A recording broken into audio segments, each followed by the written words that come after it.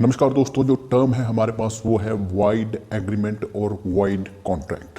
तो क्या दोस्तों यहाँ पर कोई डिफरेंस होता है इन दोनों में?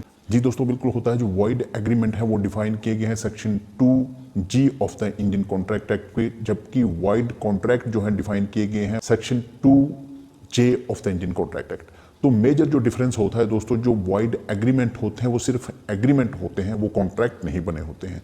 जबकि जो वाइड कॉन्ट्रैक्ट होता है वो कॉन्ट्रैक्ट बना होता है और कॉन्ट्रैक्ट बनने के बाद कुछ ऐसा हो जाता है कि वो वाइड हो जाता है। इसमें दोस्तों एग्जांपल दूंगा मैं आपको वाइड एग्रीमेंट का। जैसा कि दोस्तों मान लीजिए मैं आपसे एग्रीमेंट करता हूं और मैं कहता हूं कि भाई आप जो है अपना बिजनेस जो है वो कंप्लीटली बंद कर दीजिए, तो ये होगा दोस्तों वाइड एग्रीमेंट। यानी कि ये एग्रीमेंट जो है ये एग्रीमेंट ही रहा, ये कॉन्ट्रैक्ट नहीं बन सकता। दूसरी सिचुएशन लेते हैं दोस्तों वाइड कॉन्ट्रैक्ट। जैसे मान लीजिए कि अगर मेरे पास एक घोड़ा है और मैं आपको कहता हूं कि अगले महीने की 10 तारीख को इसको मैं आपको बेच दूंगा 50,000 रुपये में। आप कहते हैं ठीक है।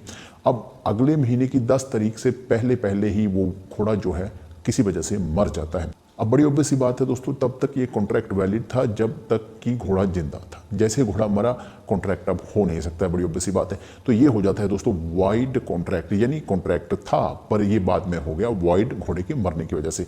अगर दूसरी सिचुएशन में देखें वाइड एग्रीमेंट में, तो वहां कॉन्ट्रैक्ट तक नौबत ही नहीं पहुंची। वहां जो आपका एग्रीमेंट था वही जो था वाइड हो गया था। इसे कई बार वाइड एब इनिशियो भी कहा जाता है, यानी कि from the very beginning, starting से ही ये वॉइड था। जबकि दूसरे वाला जो था स्टार्टिंग में वैलिड था और लेटर ऑन वो घोड़े के मर जाने की वजह से जो था वॉइड हो गया।